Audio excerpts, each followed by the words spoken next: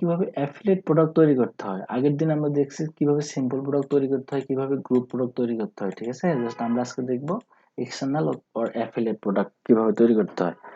ঠিক আছে, affiliate product বলতে যেমন ধরেন আপনি চাচ্ছেন অ্যামাজনের প্রোডাক্ট আপনি আপনার ওয়েবসাইট থেকে সেল করবেন, ঠিক আছে? অ্যামাজন অ্যাফিলিয়েট যাকে বলা হয়। বা আপনি আলিবাবা ওয়েবসাইটে কিছু প্রোডাক্ট আপনি সেল করবেন, বা আলি এক্সপ্রেস, ঠিক আছে? এই টাইপের প্রোডাক্ট আপনি সেল করবেন। ওই জিনিসগুলো আপনি আপনার ওয়েবসাইটের মাধ্যমে সেল করতে পারবেন। দেখেন কিভাবে প্রোডাক্টগুলো তৈরি করে। সাপোজ আপনি ওই সেম ভাবে প্রোডাক্ট নাম দিলেন, প্রোডাক্ট ডেসক্রিপশন দিলেন, প্রোডাক্ট ক্যাটাগরি দিলেন, প্রোডাক্ট আপনি এই যে প্রোডাক্ট ইমেজ দিলেন, প্রোডাক্ট গ্রুপ ইমেজ থাকলে দিলেন। জাস্ট প্রোডাক্টের লিঙ্কটা আপনারা নিয়ে আসবেন, ঠিক আছে? ধরেন আপনি চাচ্ছেন আপনি এই প্রোডাক্টটা সেল করবেন, ঠিক আছে? জাস্ট এই প্রোডাক্টের লিঙ্কটা নিয়ে আসবেন। এই প্রোডাক্টের লিঙ্কটা অনেক বড়, তাই না? আপনি শর্ট ইউআরএল করে ফেলবেন। সাপোজ শর্ট ইউআরএল করলে আপনার লিঙ্কটা ছোট হয়ে যাবে, বা আপনার এটা এই লিঙ্কটা আপনার যে লিঙ্কটা অ্যাফিলিয়েটেড লিঙ্ক, সেই লিঙ্কটা জাস্ট আপনাকে আপনার ওয়েবসাইটে বসাই দিতে হবে। জাস্ট আপনার লিঙ্কটা শর্ট হয়ে গেছে, জাস্ট আপনি আপনার ওয়েবসাইটে দেখতে পারবেন, ঠিক আছে? ধরেন আপনার প্রোডাক্টের লিঙ্ক হলো এইটা, ওকে?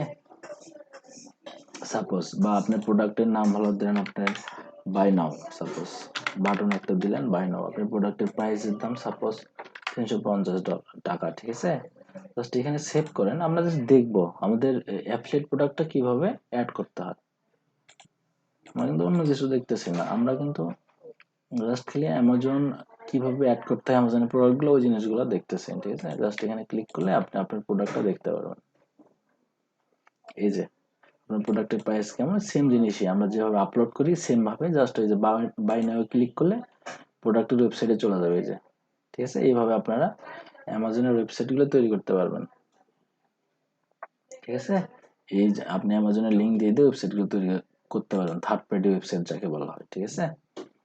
জাস্ট আমরা কি করছি, প্রোডাক্ট টাইটেল বা প্রোডাক্ট আপনার এই যে ডেসক্রিপশন ক্যাটাগরি সব কিন্তু সেম ভাবেই দিছি, জাস্ট খালি একটা লিঙ্ক বসাই দিছি।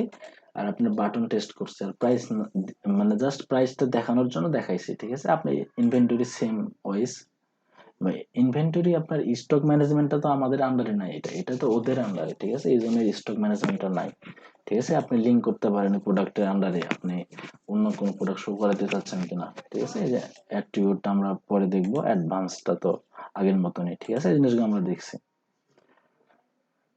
যাক, নেক্সট ভিডিওতে আমরা দেখবো কিভাবে ভেরিয়েশন প্রোডাক্ট তৈরি করা হয়, ভ্যারিয়েবল প্রোডাক্ট তৈরি করতে হয়, সেই জিনিসটা আমরা দেখবো, ঠিক আছে?